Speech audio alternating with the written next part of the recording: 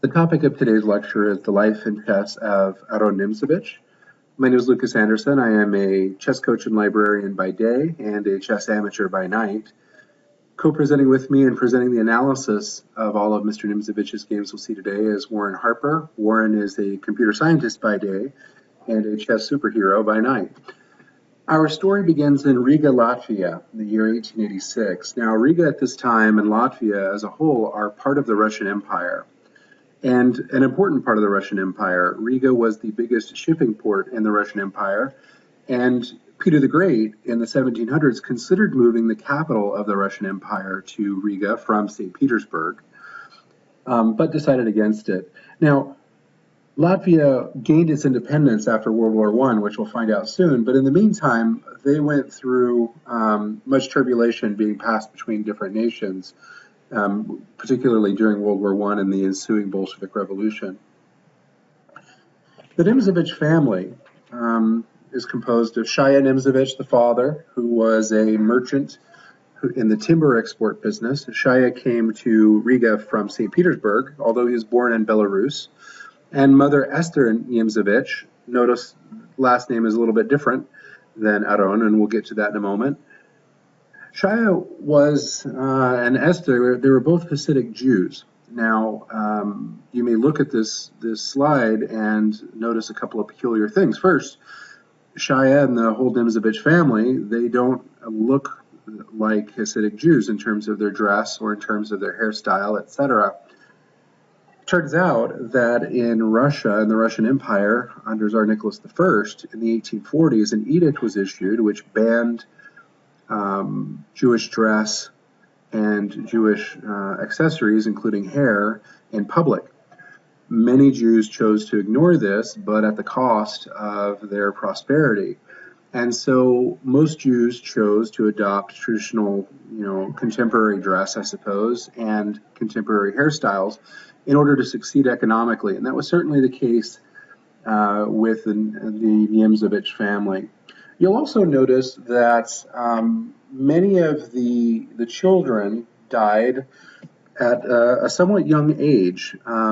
Tilla, we don't know her death date. We do know that she survived past World War II. And the majority of the photos that we have today come from an excellent book by two Danish authors who contacted the Niemzowitsch family, or the descendants rather, and obtained most of the photos you're seeing today. So Tilla lived after World War II. Aron died in 1935 of pneumonia. We'll get to that. Yakov, the second son, died of an infection on a business trip in 1926. O.C. died along with his spouse and all of his children during the Holocaust, as did Benno. Benno, by the way, is short for Benjamin. So Tilla, we don't have much details on what happened with her. We know she married and had children and moved. We know what happened with Aron, and we'll talk about that today. Yakov worked for his father in the timber export business. O.C. earned a PhD in commerce, actually, and Benjamin, or Benno, was a pretty strong chess player in his own right. See, the father, Shaya, was considered by Aron to be master strength. One of the better chess players in Riga, which was a pretty important city in the European chess scene at the time. And Aron and Benno seem to have picked that up. Benno was not known for playing tournaments as much as he was known for crafting puzzles for chess columns. Kind of interesting. Now, you'll notice that Nimzowitsch, Aron Nimzowitsch, didn't spell his name like his parents. They spelled it Niemzowitsch, he spelled it Nimzowitsch. So here you have it in the original Latvian and the original Russian. We anglicize it but we pronounce it Aron Nimzowitsch. So the emphasis is on the second syllable of the last name, the so, and the bonus points if you can roll that R in Aron. So he changed his name. It's kind of an interesting story. When he moved out from home, and this would have been at the age of about 17, and when he enrolled in a university in Germany, his enrollment form was written, as you can see, Aron Nimzowitsch. Niem mean German, so Niemzowitsch would be like son of a German. Well, Aron marked through the E and made it Nim instead of Niem. And so both spellings are technically correct, Niem and Nimzowitsch, but since Aron seemed to have preferred Nim, that's what we're going with. And most of the biographers who have written about him also spell it this way.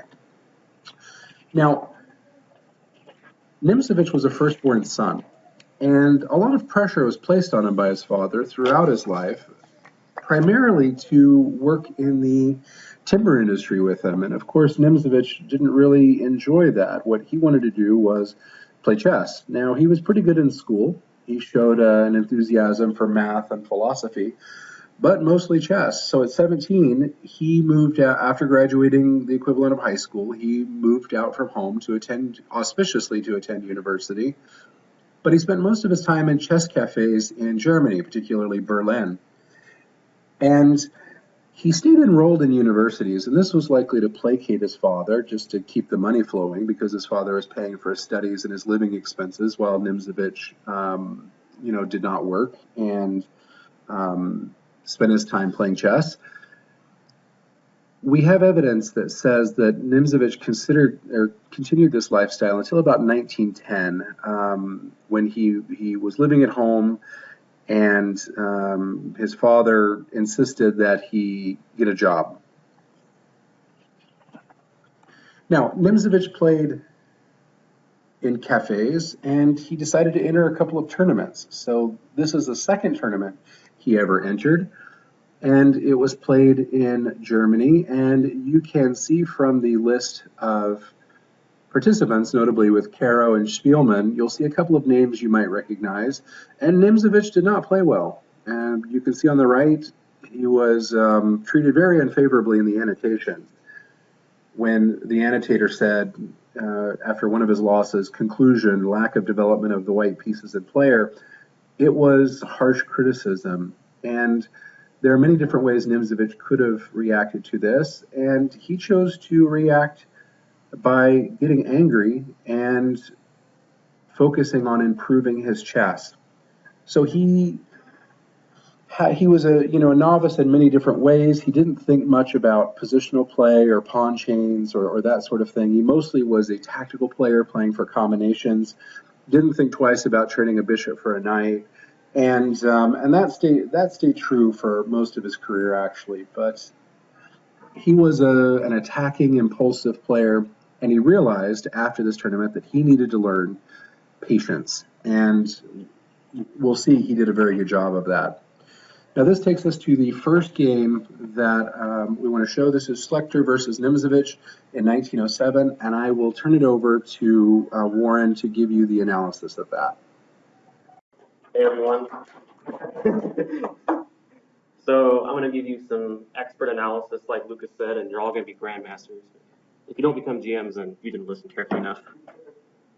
So like he said, this game was played in 1907, so obviously it had been a year since he officially became a master. Like, they had no ratings at the time, so just had to kind of guesstimate.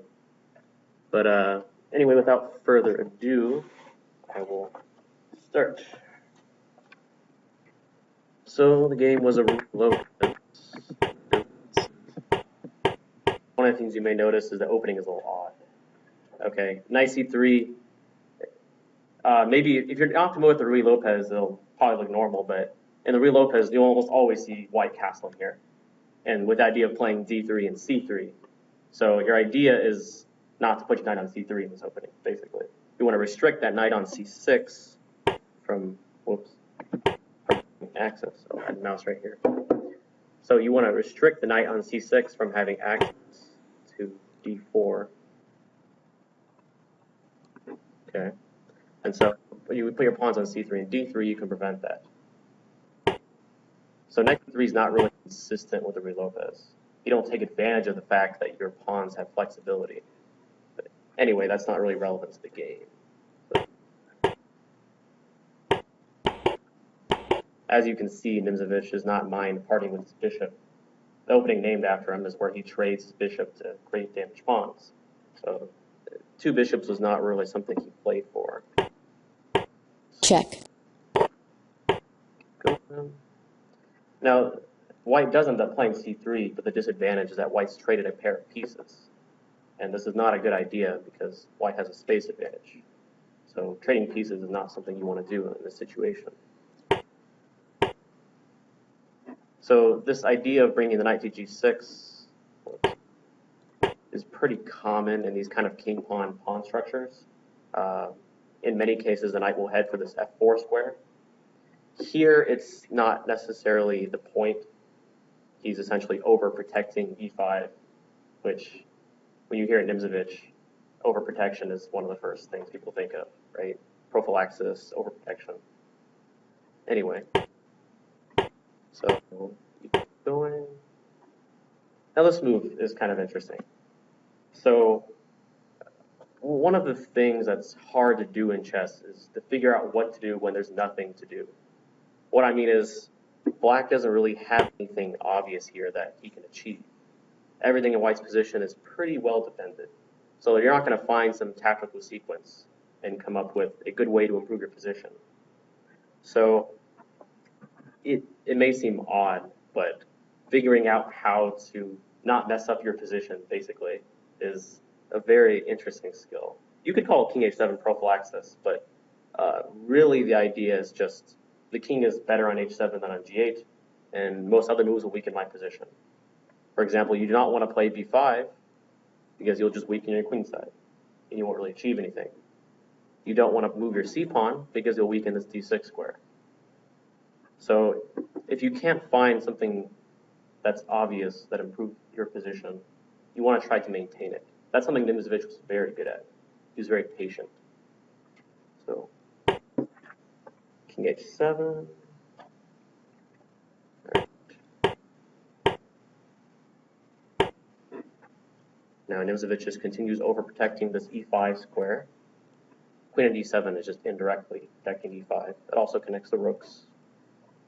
And now is an important point. So white plays d5 here, but this is kind of a crucial mistake. At this point, white is still slightly better. Black has not really played anything special, but white is not really achieving anything either. For example, with a move like rook a d1, white would just maintain the position. And for example, one idea is just to play c4 and maybe c5 later. That's one idea, for example.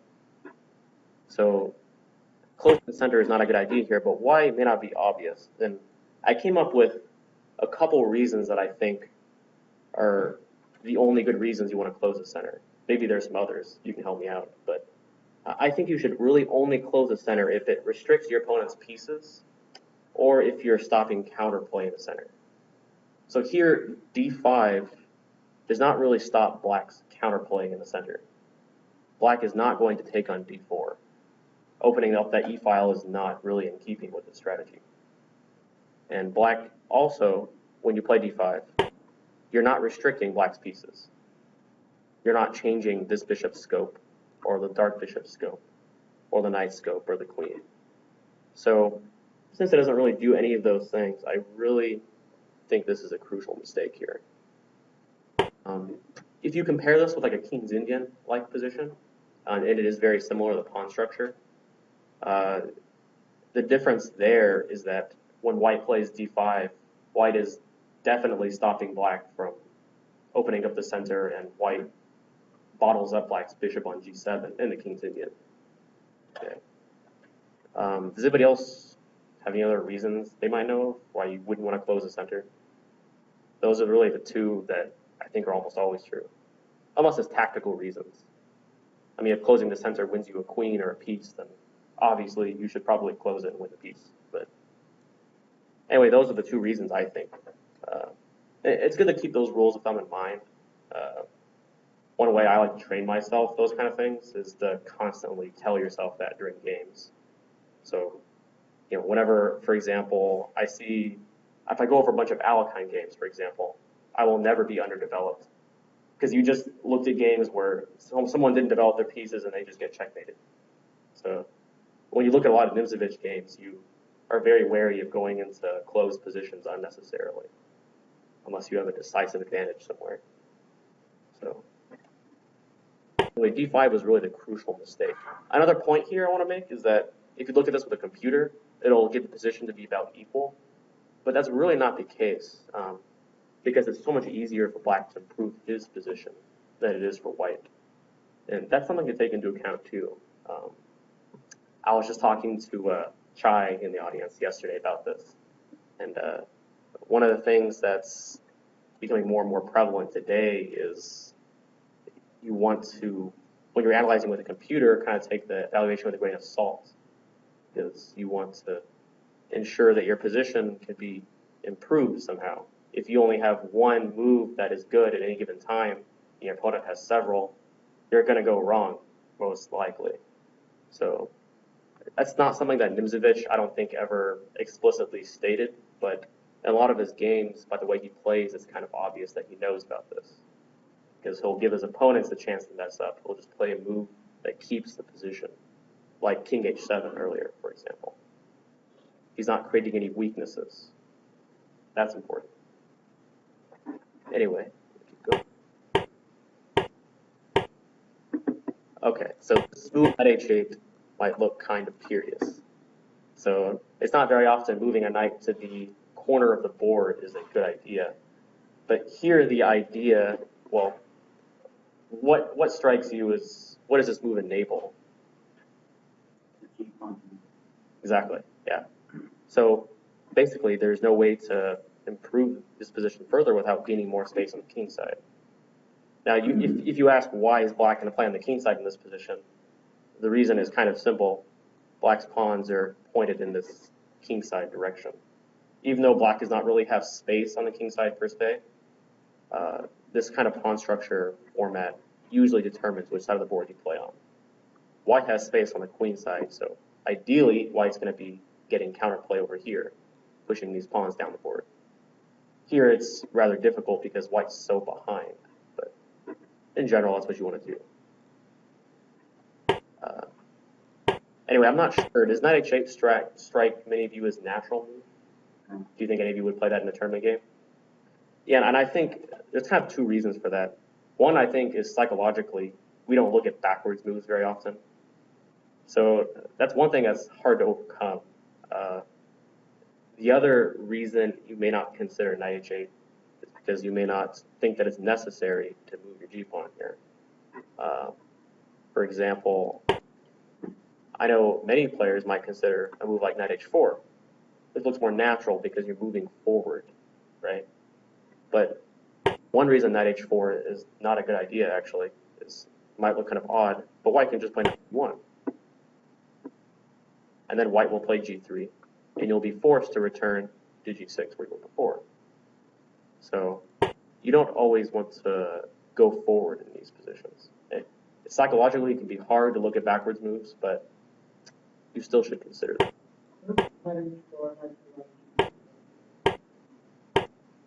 Yeah, so this is a possibility as well, and it could transpose the other line.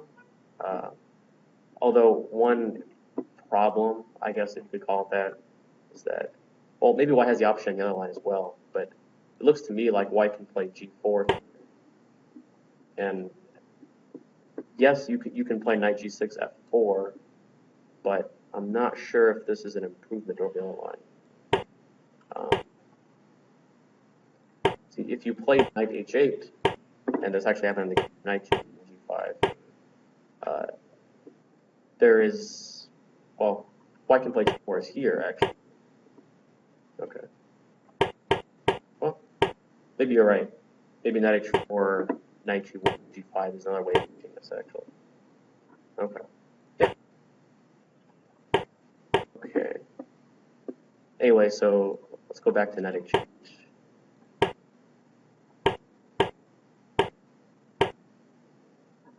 This queen move is just trying to control the light squares, right?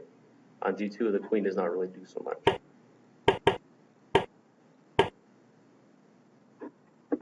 This move a5 is a big point. Now, Nimzowitsch just merely says restricting white's play. And this move may make more sense if you're a King's Indian player, because this position is actually very similar to what you'll end up with there.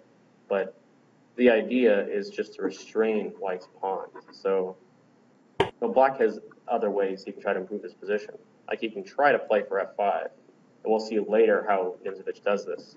But a5, like I said before, just keeps the position, right? There's nothing obvious that white's going to do here to just suddenly destroy black. So there's no reason to force things just yet. You can improve your position.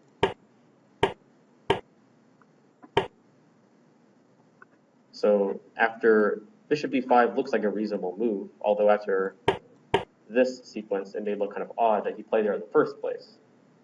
Now, one of the points is that ideally in these kind of positions where you're pushing on the queen side, you want to achieve something like c4, b3, a3, b4, and c5. You want to have this kind of pawn front trying to create weakness on d6. Now, the problem with having the pawn on a4 is that now whenever you play b4, black can chop, and white has no opportunity to take on d6 and open the c file and create this weakness on d6. How would d3 be better? Yeah, b3 is a better move. I think similarly in the game, well, I'll just give it away. I think black would probably play queen e8. Okay. Yeah, with the idea as in the game, well, I'm not going to give it away, but yeah, you'll see in a second. So, yeah, b3 would have definitely been a better move. Like I said, keeping in mind this idea. Although to be fair to Schlechter, that idea was not exactly well known back then. The King's Indian wasn't even a thing. Didn't really come into existence until the 50s and 60s. So we'll excuse Schlechter for this mistake. So rook h1, using Nimzowicz's idea to overprotect h3. Although here his idea is not to protect it, I don't think. I think he has more sinister intentions on the king side. So h1. Now we see this move queen e8. One nice side effect of this move is that it stops b4 because this pawn hangs now on a4. So white plays h4. One idea white has is that if black just tries to chop this pawn, white can just move the king. I think king g2 is his idea. Or actually, it may have been just takes h4. And then if black takes this, he has this sequence. And then h6 is kind of hard to defend. Right. But now we see kind of a cool move from Nimzowitsch. He plays queen c8. Now again, it may look kind of odd putting your queen further away from the king side when your opponent's kind of trying to attack or get counterplay over there. But this is a very deep plan he had of queen e8 to queen c8. Going back, or go ahead, Lucas. There's also the immediate threat of bishop b4, Yeah. winning the knight. Besides trying to prepare f5, bishop g4 is just an immediate one-move threat, right? So white does not have time to try to open up this king side. Although, interestingly enough, black's position is so good here that the top computer recommendation is to sack a piece and take on g5. That kind of tell you how difficult white's position is here. So, anyway, going back to here, queen e8 is a really nice plan here. And the point of all this is try to get you in your games to find these plans. And there's kind of two things here. So one is, again, the psychological barrier of looking at backwards moves. So a lot of times we really don't consider good moves only because it's going backwards. So that's really something to think about. And number two, although this move cuts off the communication of the rooks, so it feels like you're going backwards, you are giving yourself a square for your knight on e7, so that's important. And like I said before, you want to get the queen to pressure this f5 square. If white does not play h4, then the idea is f5. Right. All right. So white protects the knight on e2. Bishop g4 anyway. Now black has a nice tactic. Black plays h3. So the idea is that white's queen cannot avoid being on the f file. Queen g1 can't be played because an f3 hangs. And the problem with putting the queen on that file, you have f5. And this bishop is not free because you will win this guy. And from here, there's really not much choice for white. White takes on h6 with the idea that if bishop takes, white can move the king, and there's this pretty dangerous looking threat on the king. But black plays a really nice move here. I'll give you like 30 seconds to find it.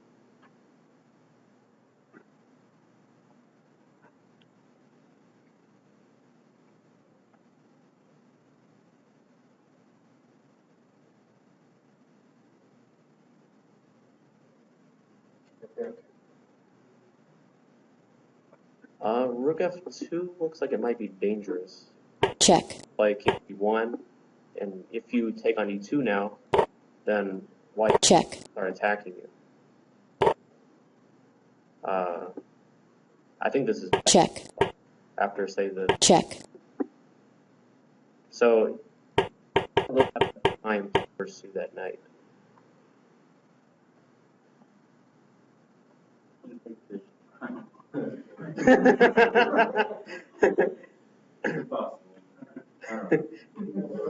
Yeah, so he played a cool move. Rook h8. Yeah. This trio of pieces, it probably has a name, but it's just bad in this case. Okay. Yeah. So he resigned after this. So yeah, the main things to take away from that game: be careful when you close the center. Only close it off if you're restricting your opponent's pieces, or if you're stopping your opponent from opening it and getting counterplay. Otherwise, you really should not be closing the center for no reason. Okay, and also, even though it may be hard psychologically, try to look for those backwards moves too. Don't count them out just because they're going further from your opponent's king. All right, so back to you, Lucas.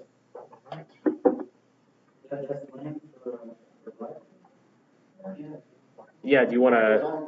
I don't know if I explained that actually. Let's whoops. Okay, so the point here is that if white protects his bishop with, say, g5, then black trades queens and takes on e2. The other point is that, well, put simply, white has two pieces under attack, this bishop and this knight. And white has no way of saving both. Because white cannot move this bishop anywhere with check, because black moves the king, and then there's this pin. So basically, there's just two threats that white cannot resolve. So as you can see, Nimzowitsch was well on his way to becoming a strong chess player. At this time, he was what we would consider master strength. He had not yet earned a grandmaster title. We do need to keep in mind that FIDE didn't exist at this time, so titles were largely awarded by the community of chess players for strong tournament results. So at this point, Nimzowitsch is considered of master strength, and he's considered a promising young master, but he is not yet at the top echelon of chess, and most of the tournaments he played in this period, he did not play in the top division. He played in the second or even third division behind the notable grandmasters of the time. Nimzowitsch ran into a little interruption with his playing career. In January of 1908, he contracted tuberculosis, and from our records, it appears that he spent several months in a sanatorium, which would be a modern-day hospital, although they did not have effective treatments for tuberculosis at the time other than palliative care to help with the symptoms. Nimzowitsch returned home after this. It appears that his father decided that Nimzowitsch needed to live at home, get a job, and become more financially independent at this point. Now, many critics argue that this was a big interruption into the trajectory of Nimzowitsch's playing career, that had this tuberculosis, had he not contracted tuberculosis, he may have been well on his way to becoming a professional chess player, achieving grandmaster standing, etc. But this was interrupted. Now, even though he lived at home from 1910 to about 1920, he did still go compete in other tournaments. He did travel around from Latvia to other European countries, with the exception of Germany. We'll get to that in a moment.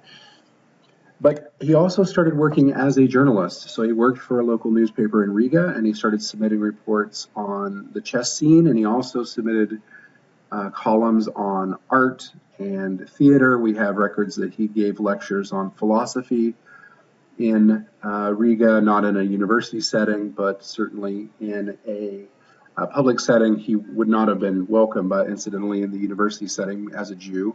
They were forbidden from attending or teaching at universities in the Russian Empire. But he did work, and he did start achieving some measure of financial independence. And we do have evidence also that he spent some of this time working for his father. Now, you may have heard that Nimzowitsch had a very contentious relationship with Tarrasch. Tarrasch was kind of the old school of chess grandmaster, and certainly was held in higher esteem than Nimzowitsch at this point in Nimzowicz's career, and disagreed strongly with some of the things Nimzowitsch did in his games, and thought that Nimzowitsch did not play sound moves, both in terms of his openings and his middle games. For example, in their first meeting in 1904, Tarrasch honored Nimzowitsch with a private game arranged by a local chess affiliate. And according to Nimzowitsch, after 10 moves, Tarrasch declared, "Never in my life have I had such a one game after 10 moves as I have now." Now, you can imagine Nimzowitsch took that very personally. Incidentally, that game ended in a draw. But Tarrasch continued the assault. Consider his annotation of Nimzowitsch versus Capablanca in San Sebastian of 1911. Tarrasch says, "Nimzowitsch is one of the most talented players from the youngest master generation when it comes to distinct personal style." Okay, so far so good. "He alone has a preference for strange, bizarre, and even hideous moves in the opening, with which he has been lucky from time to time." Ouch. Well, what was Tarrasch referring to? He was referring to Nimzowicz's use of the Scotch opening and the advanced variation of for white against the French defense, which Tarrasch considered completely unsound. He considered that you were essentially ceding the center to your opponent and playing a closed position by playing the advanced French, and those went against his tenets of chess, which he had published back in the 1880s and continued to publish. And the problem was this was not a fair fight, because Tarrasch had access to all of the newspapers and chess newsletters in Europe, and particularly in Germany, where he was from, and he also knew all the tournament organizers. Nimzowitsch didn't actually play in a tournament in Germany between 1908 and 1925. Which seems very odd, but it may have been because of Tarrasch's influence. Now, Nimzowitsch tried to defend himself. He issued an open letter refuting Tarrasch's points, saying that pieces could control the center, not just pawns, and that's kind of the beginning of hypermodern thought, if you will. And so he submitted this very well thought out, very lengthy letter showing examples from games, indicating how his tenets were sound, and Tarrasch did not deign to respond. And this was typical. Nimzowitsch, you may be delighted to know, did get his revenge somewhat, because in his matches with Tarrasch from about 1912 on, Nimzowitsch didn't dominate Tarrasch, but certainly had a clear winning record against him. And incidentally, modern theorists tend to bear out most of Nimzowicz's ideas, namely that the advanced French is playable, that the Scotch is playable, that closed positions are certainly playable, and that you can exert an indirect control of the center from the flanks. Now, chess in Europe was greatly disrupted by World War I. This was particularly true for Nimzowitsch.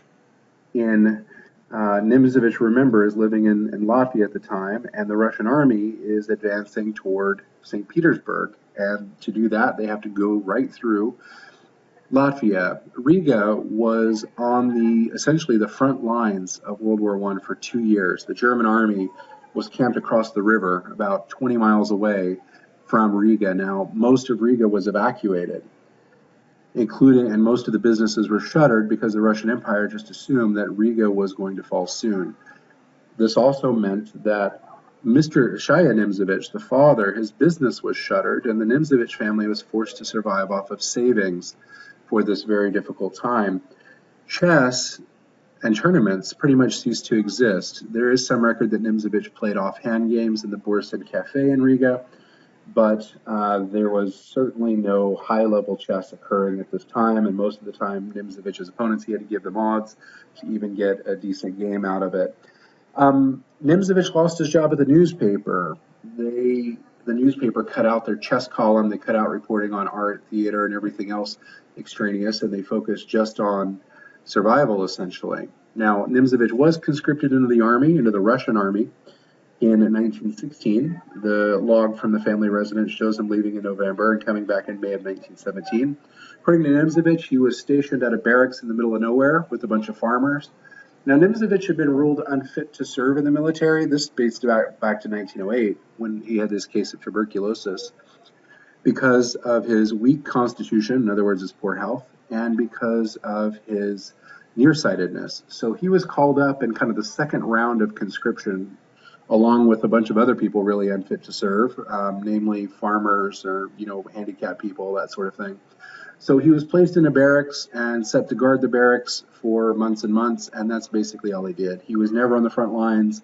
As far as I know, he was never shot at. But that experience was very marking on him, and in particular, what was marking on him was the events that came after World War I, when he realized that he needed to get a job to support his family and began to teach. Now, after World War I, there was a Bolshevik revolution. The Bolsheviks, you may know that Tsar Nicholas II of Russia abdicated during World War I, and the Russian army was in complete disarray, and Germany basically took as much of Russia as they wanted to. And then in the treaty, they agreed to restore country lines somewhat, but Riga, or Latvia, became part of the German Empire. And so the Bolshevik Revolution, which occurred in 1918, the Bolsheviks, which was basically the Communist Revolution, their uprising occurred after the abdication of Tsar Nicholas II, and the deaths of his family. You may have heard of Rasputin and Crown Princess Anastasia and all of that. Well, that was this time period. The Bolsheviks organized an army and set out to reclaim parts of the Russian Empire that were ceded to Germany in the treaty, and they occupied Riga in January of 1919 through May. And this was an extremely difficult time for Nimzowitsch and his family. Number one, because they were wealthy merchants, and merchants were considered oppressors of the common people. And number two, because they were Jewish, and so when they arrived in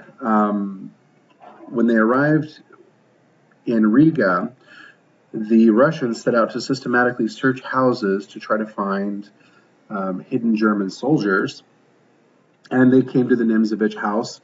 Didn't find any German soldiers, but did find some jewelry and silver plates that they walked out with, and there was nothing the family could do about it, because the Russian soldiers during this time, in the 5 months or so that they occupied Riga, killed 6,000 inhabitants of Riga. Basically, if you're walking down the street, they could ask you to present identification, and if you didn't present identification immediately, they could shoot you. If you were a political dissident, if you tried to publish articles which did not follow the official party line, you were shot. And the newspaper, incidentally, that Nimzowitsch worked for was taken over by the Bolsheviks and became essentially a propaganda mouthpiece. So that was the Red Terror. The White Terror occurred when the Germans came and, quote-unquote, liberated Riga. It wasn't much better. See, Riga had declared independence after World War I, but when the Bolsheviks came, the national government was forced to flee to the southern part of the country. And then the Germans came and reconquered, and it wasn't until November that the Latvian forces came and liberated Riga for good. And so this marks a point where Nimzowitsch can start traveling, because all travel was banned during this time, and he can start getting back involved with the chess scene. Well, and incidentally, Nimzowitsch harbored a lifelong hatred of the Bolsheviks after this experience. So Nimzowitsch got out, and he went to Sweden, Norway, and Denmark and did some tours. Now, he was not the first chess grandmaster to do that. Before him, grandmasters such as Spielman, Bogolyubov, Reddy, and Rubinstein had all gone to Sweden. The reason, Sweden was largely untouched by World War I, and there were two brothers, the Colline brothers, who were patrons of the local chess scene. And so Nimzowitsch spent a significant portion of 1920 and 1921 giving exhibitions in Sweden, touring various local chess clubs, doing simul's, teaching lessons, etc. What he would do is he would do a prepackaged lesson and then play a simul against 25 people, and this became a very lucrative way for Nimzowitsch to earn some money, which was important to him at the time.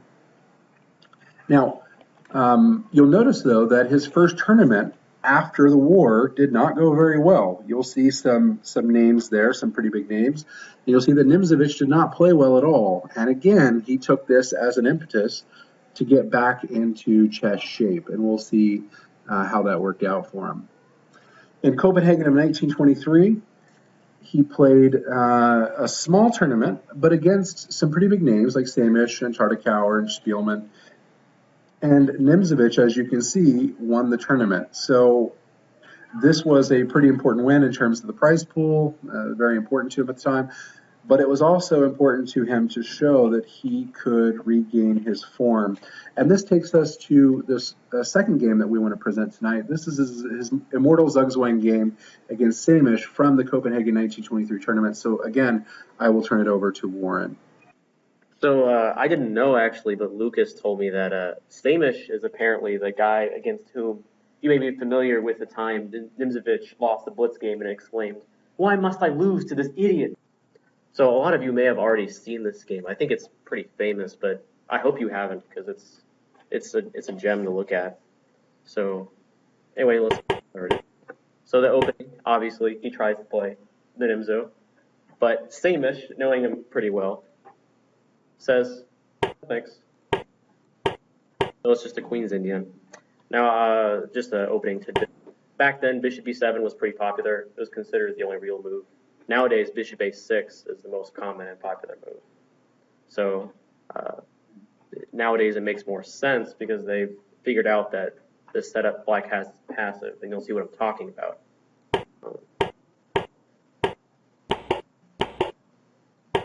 So actually, nowadays, instead of D5, the main plan that's best is considered Knight A6 with the idea of playing C5.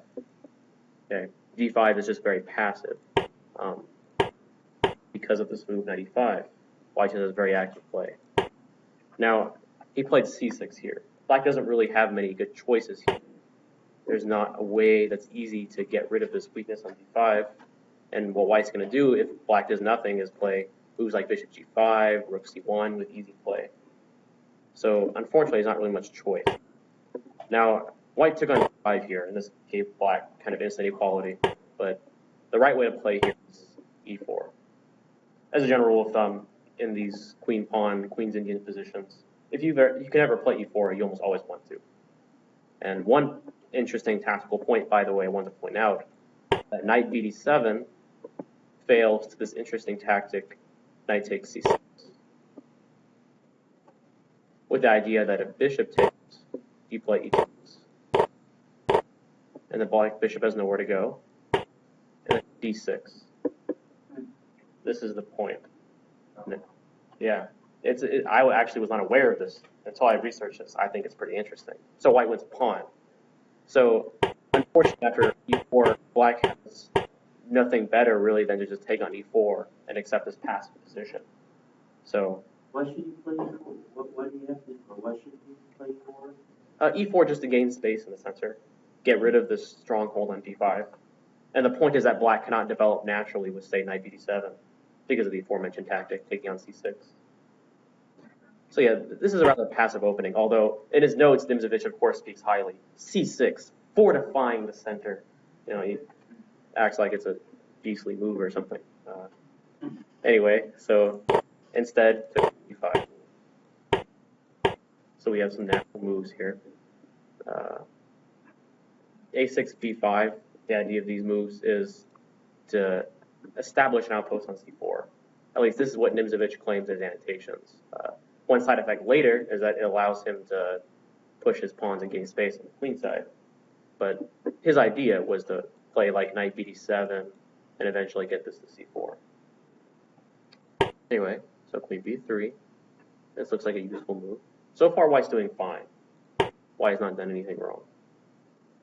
Now, he did want to go to d7, but unfortunately here, knight bd7 is rather passive. White can play a4. So black really needs to try to get some counterplay. This attacks d4. So white trades. Now, this is an important point here. So h3, Nimzowitsch was kind of trying Nimzowicz's own strategy on himself, prophylaxis, defending this g4 square. But this goes back to what I said. So you want to try to keep the position. Unfortunately, this h3 makes g3 a very weak square. That comes into play later on. And so a better way of, say, keeping the position would have been, for example, rook f d1. Maybe it doesn't do much, but this would have been a better prophylactic move than, say, h3. Now, it turns out the best idea is actually knight e4. White wants to trade pieces, and if black just refuses to trade pieces and, say, goes back, white can invade on c5. Kind of implement black's own idea of invading on c4. So, anyway, h3 is kind of it's going on the wrong path. It kind of snowballs from here.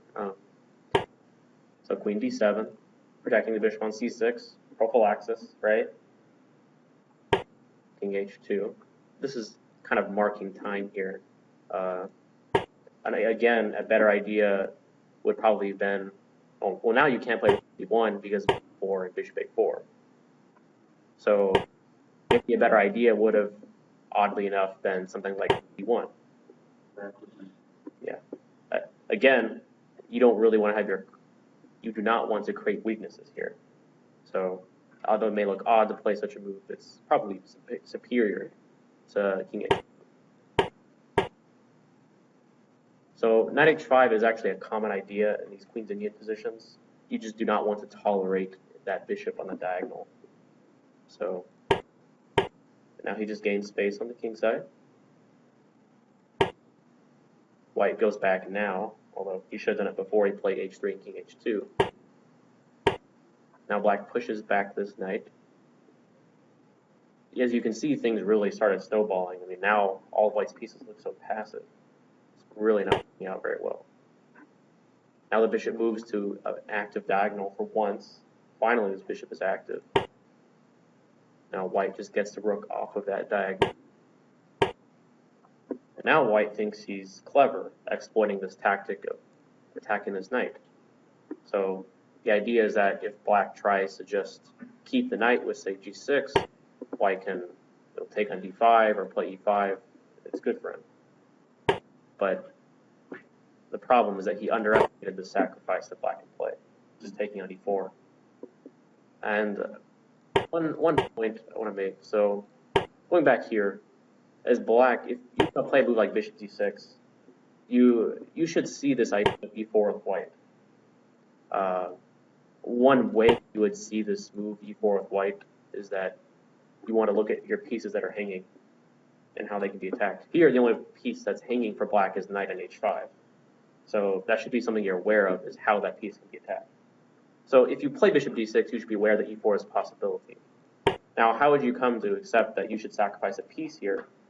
It's just looking at the quality of the pieces that are left on the board. Now, yes, white has an extra piece, a knight, but that knight is on b1. So it's probably going to be worth a pawn or two, even though you're losing a piece, because white's pieces are in no place to trade everything down and take advantage. So he went for it. He didn't really have a choice. Now all of black's pieces are working very nicely. Probably the only piece that's not doing anything right now is the queen. King h1 to avoid the threat black has, because if you go back here, black has a threat. He's intending h6, queen e3, and then rook f3, because this bishop is pinned. So king h1 is the only move almost to stop this threat. white cannot play a rook to f1 and challenge it. So it's actually surprising how forced white's hand is in this position. Rook f5, again, white has little choice. If not queen e3, decide to play queen h4, black has, I think, bishop e7, and then if you play queen g4, bishop e2. Queen's stuck. So white does not have a whole lot of choice then. So queen e3, forced. It looks like white's still kind of holding on. And now bishop d3, closing in the mobility of the queen. Now the queen cannot go to b3. Rook e1, because if you look at this position, rook is the one move threat. So rook e1 is almost the only move. I see no other way of stopping that. Now h6. This move just takes away the g5 square. It may look mysterious, but what is black's threat here?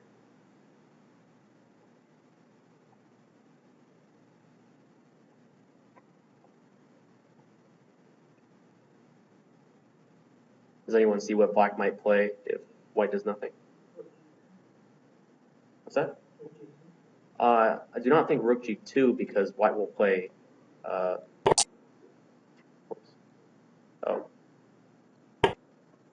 Okay, so I do not think rook g2 works because white can play rook takes, and then if rook f3, white has g1 now.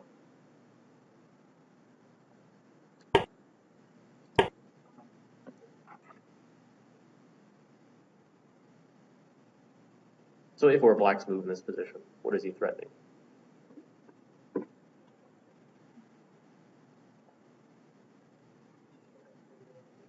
Yeah, exactly. Rook f3 just wins the queen, right? And I think white just resigned here, actually. Yeah. There's no way white can stop this threat, unfortunately. White has no moves. If king h2, black plays rook f3. White cannot move the bishop either. It goes to f1, black just takes it. Black can't move the e1 rook because of rook e2. Black cannot move the g1 rook, or white cannot. The knight cannot move. White's in zugzwang. Oh, the game is over. He resigned. Oh, so just say, for example, white decided to play bishop d1, just because there's nothing better. Although, actually, here it doesn't really count because rook f3 is not going to be winning, but rather just knight. So actually, instead, let's say a3. Now, rook f3, bishop takes rook, and the queen is trapped. All white can do is take the rook when, unfortunately, f2 is coming, bishop e4, e5 ideas, attacking h3. White's king is in dire straits here. So, yeah, it's called the Immortal Zugzwang game, and it's a rather remarkable position because it's not very often you'll see a middle game where a side is in Zugzwang. That's normally an end game idea, right? So, if many of you have seen it, there's a similar Kasparov game as well, where he played against Karpov. Karpov had the knight on b1, that was also stuck. But I can't think of many other examples in any chess games where I've seen Zugzwang in the middle game. So this is a rather cool game, I think. Incidentally, this wasn't a very well-known game. It took a couple of years for people to fully appreciate the depth of that game. It was not published immediately in a tournament pamphlet, an annotated pamphlet. So it took Nimzowitsch submitting it to a chess column or two for it to get well known and for people to realize that Nimzowitsch was back and that he was a strong contender. Now, Nimzowitsch didn't just use these tournaments as a way to make money, he made them a way to garner publicity for his simul tours. So he would use his tournament wins as a way to get local chess organizers to book him to tour various clubs. And he actually created a demo board, and it's the first recorded use of a demo board that I could find for this purpose. So he would take the train, he would arrive in town, in the morning or late morning, early afternoon. He would go to the club and do private lessons for interested club members. And then in the evening, he would do a 1 to 2 hour lecture followed by a simul with 25 players that he would aim to finish in about 2 hours as well. Nimzowitsch was very good at these. His record from, for example, from January to March of 1921 was plus 473 minus 21 equal 58. So he was able to win most of these matches, and perhaps most importantly, he was able to generate a positive rapport, a relationship with the various chess organizers of these local clubs and these national federations. Incidentally, Nimzowitsch, when he toured Sweden, Norway, and Denmark, became quite fluent in the various languages. Now, it's thought when he was growing up that he learned German, Latvian, and Russian, and Hebrew, but we find that he learned to speak Swedish, Danish, and Norwegian fluently. In fact, a columnist in a newspaper in Denmark, now this is about 3 months after Nimzowitsch has arrived in Denmark and presumably started learning Danish, remarked, quote, "His Danish is not, as you might suspect, a Scandinavian jumble, difficult to understand. He has mastered our language so well that he is able to use even linguistic subtleties and equivocating phrases with competence." Now, he retained an accent, but the point is that he was a very smart guy and very gifted when it came to languages. And incidentally, this fostered a lot of goodwill. At the time, he was the only Danish-speaking grandmaster in the world. So when he settled in Denmark in 1922, he gained widespread acceptance. And this was important for Nimzowitsch. You know, throughout his career, that's really what he had sought, was a home, financial independence, and acceptance. And he achieved that, notably in Denmark and in the Scandinavian countries. Now, you'll notice the lecture topics on this slide may look familiar. If you've read his book, My System, which was published as a series of pamphlets between 1925 and 1927, and then published in one volume in 1930, you may recognize these pretty much as chapter topics from My System. So it was during this time period when Nimzowitsch was teaching that the ideas of his system really gelled, and he was able to articulate them clearly, and he was able to put them into a book, which according to Wikipedia, 99 out of 100 masters have read. Now,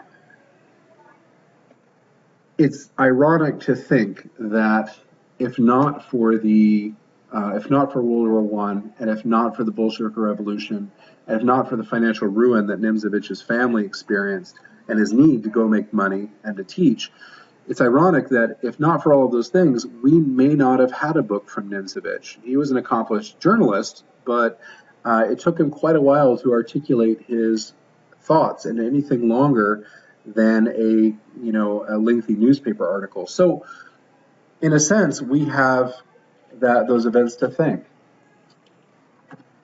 Now, Nimzowitsch played in the third Karlsbad tournament. This was in 1923, the fourth in 1929. This was the big names of the time, and you'll see that Nimzowitsch finished a game and a half behind the leaders, Alekhine, Bogolyubov, Maroczy, and then Reddy, Grunfeld. All those names you recognize, I'm sure, and in fact, probably half or two-thirds of the names of the tournament you probably recognize. He was active at a very interesting time in chess, and he had some stiff competition. You'll also notice perhaps that Nimzowitsch was very strong in the second half of tournaments, and I've noted this in a lot of his cross tables. Second half of the tournament, he maybe got a little angry, or maybe he got over the anxiety that he reportedly experienced prior to tournaments, and settled down and did well. He won a couple of tournaments, Marienbad in 1925, Dresden 1926, Hanover 1926. Unfortunately, I don't have the cross tables or even the annotations for those games because they happen to fall in between the time period of my two books. You have one that ends in 1924 and another that begins in 1928. So we know that he was playing quite well during this time, and in fact, this takes us to our third game, which is my personal favorite. It's Joner versus Nimzowitsch. This was played in Dresden in 1926, and many grandmasters have listed this as their favorite game of all time. And again, I will defer to Warren for the analysis of this. Yeah, so I think we have to have a game with Nimzo for studying Nimzo. So I'm glad that he had a brilliant Nimzo game. All right, this is another famous game. This one is maybe not quite as well known, but several GMs have listed it as their favorite game of all time. Yeah, I mean, this is a pretty cool game. So we'll just get started. Nimzowitsch. So at the time, setup was pretty common, just simply developing pieces.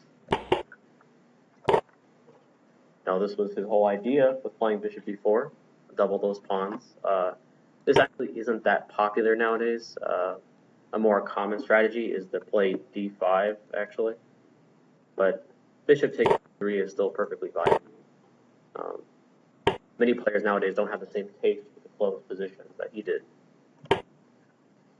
So knight d2 again, this is one of the ideas for white in this opening. And here, the point is just to release the f-pawn. And you'll see why in a minute that's relevant. So b6, knight d3. Now, one nice thing about this knight on b3 is that it controls a5. And a5 is actually oftentimes a nice resting place for this knight in the Nimzo-Indian because it attacks c4. For example, one strategy for black is to play knight a5, bishop a6, rook or queen to c8, and then just attack this pawn on c4. So knight on b3 is nice prophylaxis against that idea. But black does not have to play for that. That's not the only idea. Now here's an important point. So here white played f4, but this is a mistake for reasons I'll explain here. Now the right way to play here is f3 with the idea of playing e4. Okay. Now the whole point is to try to get this bishop activated. Now the problem with f4 is that after a strong move e4, this bishop's future is just not very bright. It's not clear exactly how this bishop can ever be activated. And you'll see later that this bishop, in fact, never really does find a good home or any kind of activity. Now, again, so let's see. All right. Oh, I'm looking at the wrong game. Okay. So another nice side effect of e4 is that it really closes its position. It kind of shuts it down. And that really emphasizes the material stuff on the board. Because knights, as I'm sure all of you know, operate better in closed position than bishops. So e4 just emphasizes that. That's one more reason why f3 was better. I want to keep the position a little bit more fluid. Okay. And one other thing that e4 does is it really splits white's position in two. It makes it hard for white to communicate across here. It's hard for white to move pieces from one side of the board to the other. And that's kind of significant. It's usually not very often a problem you see white have. Usually be a problem black has, for example, in a King's Indian. When white will play d5, it's hard for black's queen side and king side to communicate with each other, move from side to side, right? So that's kind of two things that e4 does for black. Anyway, so 2. Now this move is kind of cool. Although it turns out that it's really not the greatest idea. So actually, I think my queen d7 is fine. It's just a follow-up. So one idea of this move, by the way, is that the light squares for white are weak. So it's simply useful to have the queen on light squares. Now it may look awkward putting the queen here in front of the bishop, but this bishop is not going to find activity on this side of the board. It usually doesn't in the Nimzo-Indian. Usually it will target the c4 pawn from, say, a6. So it may look awkward, but queen d7 does not actually plug up black's pieces as it looks like. Anyway, so h3 just guards g4. And this is relevant here because Nimzo played knight e7, but turns out a better idea would have been h5. This may look kind of surprising since white could just take it. It is a free pawn, but the problem is that white's light squares are decimated after the sequence. For example, f5. This complex of white squares is very weak for white. And it turns out that's more relevant than the missing h-pawn for black. So Nimzowicz's move was more ambitious, but not so accurate. Although, of course, he applauds his move. Since the opponent didn't find the reason why, it was not perfect. The reason you want to play h5 is because white can play g4 here. And it really stops black from gaining the space on the king side that he gains later. So, unfortunately, if black tries to move like h5, white can just plug further with f5. Way. White did not venture this move because he was probably scared. Because, like Lucas had said, he did have a reputation as kind of a scary tactician. So who's going to move all the pawns in front of their king up against that guy? So now he stops this pawn from coming to g4. Now this move is cool, and it kind of illustrates a concept with his idea. And the reason he plays this maneuver, which you'll see, playing queen f5, queen h7, he's aggregating his pieces on the king side. So when you want to attack on one side of the board, you just gather your pieces over there. Now, I'm sure a lot of you know that to naturally try to do this, but many of you might avoid this plan because the queen looks out of play. Now, the point is that it's not any better on d8 than it is on h7, but at least here, it's on the king side. So it has an easier way to influence actions over here. So even if your queen is on the side of the board, it can still be effective.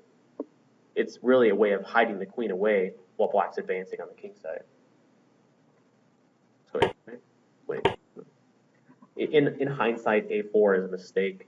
White's idea is to try to trade off this pawn so that he has only one pawn island, one giant pawn island, but one nonetheless.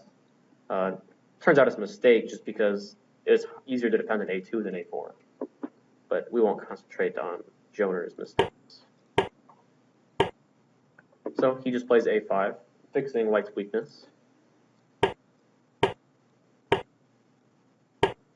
If any of you have questions about some of the moves, just let me know. I just think it's a pretty game to look at. So again, White's having a hard time finding a job for this bishop. Bishop d2, bishop c1, it's kind of aimless. So one interesting thing, it's really hard to make suggestions for White already because White really needs to get this rook involved in the defense on the king side because Black's going to be coming quickly, as you'll see. And so it's hard to suggest anything else because this bishop on d2 is not doing anything. So c1 has to be some kind of improvement. In technicality, White's already basically hopeless here.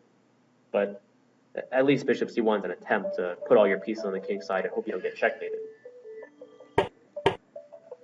So rook c8, this is a move that Tarrasch actually kind of criticized. You know, he had to pick on his brilliancies, of course, too. But he thought this move was a waste of time since Black threatens nothing.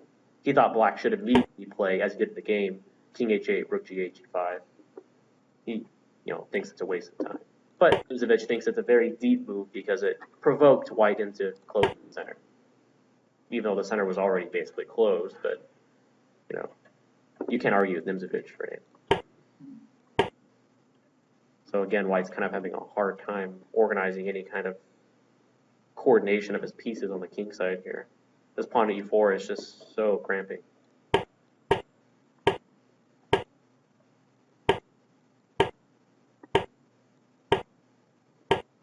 So now all of Black's pieces are looking very nice. And of course, Black wants White to close the center so that he can get a flank attack. Yeah, going back to earlier, that's a good point too. So back to the first game when I said don't close the center unless it restricts pieces or stops counterplaying the center. Well, in Nimzovich's case, playing e4 earlier in the opening, he restricted White's pieces, i.e. the bishop on c1, which is still completely dead. So that was a definite good reason. So yeah, the good point. And it also stops White from getting any kind of counterplay, opening up the center for the two bishops. So yeah. So Black ready for a nice assault. So he finally opens up the g file. And now he plays bishop c8. And the problem is that White is hard pressed to defend both sides of the board on the king side and queen side. He's going to play bishop a6 and attack this guy. Now b6 is weak, but White cannot take it because this is devastating. For example, if you try to play rook f2, Black has a devastating move, knight g. Check. Yeah. So this is so interesting to me because I'm the Black's on the king side, and he switches over and starts attacking on the queen side. mm-hmm. So Yeah. Is that the whole thing, is that you should look for both, like try to use both fronts and that's kind of managed? Yeah, so one way to try to keep your thinking flexible in that respect is that chess is essentially, when you win games, you're converting advantages.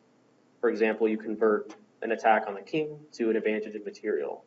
You convert an advantage in developments of your pieces to material, or you convert a material advantage into an attack, so you sacrifice it back. So one way to think of black's position right here is that all of white's pieces are pinned down. So black basically has an advantage in coordination and space. So you could think of this as converting an advantage on the queen side, which black has because of the pawn structure. So that's one way of looking at it. Now, black can do without this maneuver to c8, actually. So knight h4 is a more direct win. Tarrasch pointed this out. Of course, he's going to criticize, like I said. And also the computer, I forget what the advantage was, but knight h4 is just basically crushing. Okay. One of the ideas behind knight h4 is to play bishop h4, actually. With the idea that white cannot take because then knight takes, white's king is running out of squares. And otherwise, black is going to play bishop f3 and dominate these light squares. Okay. But one point this illustrates is that if you have a winning position, you don't have to be in a hurry. Yeah, because the center's closed. Exactly. So that really illustrates his style, how he just decides to go back. He doesn't have to do anything. Even though knight h4 does win, you don't have to rush. So that's really highlights his style. So anyway, he just toyed around with the possibility of winning this guy. Now he plays knight h4, and now he goes back. Now he's diverted the queen to the measly peasant's job of guarding pawns. Now he's aimed back on the king side. And actually, he has a very specific tactical threat. So white tries to avoid it, but the point is that black can just take this pawn. White cannot take because queen. Check. And knight Check. knight g4. And it's just devastating. It's probably checkmate in some number of moves, but even if it's not, black's winning major material here. So anyway, white cannot take this bishop or this knight. So taking e4 is almost forced. Now, just back, forcing a trade of the bishop, since bishop cannot go anywhere else. And at this point, it's kind of a slaughter. It's pretty brutal. Check.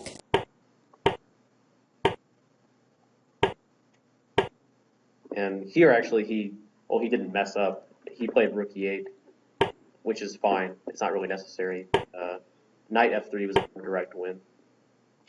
Queen h1 is just devastating. So, but that's maybe not so relevant because it's already pretty crushing. So you have possibility of winning exchange. But yeah, so I think one of the really key points to take away from that game is, like I said, the concept of piece aggregation, putting your pieces on one side of the board in preparation for an attack. Even if it's not actively placed, you'll have that resource on that side of the board. So that's important. And also with respect to closing the center, the first game was an example against Schlechter and that Ruy Lopez, an example of when not to close the center. And this was a good example of when to close the center. He shut out that bishop on c1 for white. So in this position, it still never did anything. So yeah, that was a really fun game. It's hard not to look at that game and be inspired to play chess. By far, Nimzovich's best result of his career came in the fourth and final Karlsbad tournament of 1929. As you can see from the cross table, Nimzowitsch took first place and won 20,000 kronen, which is a pretty big sum at the time. And he did so by beating some of the very best chess players at the time. Capablanca, former world champion, had lost his title to Alekhine a year before. Bogolyubov, who had eventually competed, or who had competed against Alekhine for the world championship, had lost. Oya, which was from the Netherlands, who would eventually win, the world championship, only to lose to Alekhine in their subsequent match. But Nimzowitsch was at the top of his game, and Alexander Alekhine, who was covering this tournament for the New York Times, incidentally, instead of competing, remarked that Nimzowitsch was playing in fine form and that he had shown himself to be a potential contender for the World Championship. And the question was Nimzowitsch or was Capablanca going to challenge Alekhine for the World Championship? Now, there are a couple of obstacles to this. First, the challenger had to actually raise the money to get the match to occur. And neither player was able to do so because in 1925 we had the stock market collapse and the beginning of the Great Depression, and that shook European financiers as well. And so the match was not organized until the early 30s, and by then Nimzowitsch had gone beyond his peak and was no longer a contender. But most people consider Nimzowitsch to be the third best player in the world at this time, between Alekhine and Capablanca. So the question was, would Nimzowitsch fare well against Alekhine? He had a chance to find out in 1930, and the answer was no. So Alekhine entered this tournament in 1930 because he saw that a world championship match probably wouldn't occur given the financial situation, so he was anxious to compete in what tournaments he could. And that tournament, he ran away with the field. This was considered one of the best wins in our tournament performances in chess history. So Nimzowitsch obviously lost his match against Alekhine. Otherwise, he did well, placing second. That's a good finish, but Alekhine simply ran away with it. So would Nimzowitsch take this loss as an impetus to get a lot better and pose a better challenge to Alekhine in subsequent tournaments? No. In 1931, in Bled, Nimzowitsch placed third, which was a pretty decent result, but again, Alekhine simply ran away with it. He was much too strong for the field. And we're going to learn more about this in next month's lecture, which is going to focus incidentally on the life and chess of Alexander Alekhine, so stay tuned for that. Alekhine played well, crushed everyone, and this was the last major tournament that Nimzowitsch entered. He did do the Nordic Championship in 1933, and he won that, but that only included Scandinavian players from Sweden, Norway, and Denmark. And so the field was not nearly as competitive as the Bled tournament. Obviously, the names on that list are among the most famous chess players of the era. You will not see Tarrasch here. I don't know what happened with Tarrasch. He died in the mid-1930s, and I don't know if his health declined and that kept him from participating, but it looks like he was out of the chess scene after almost 50 years of being at the top of it.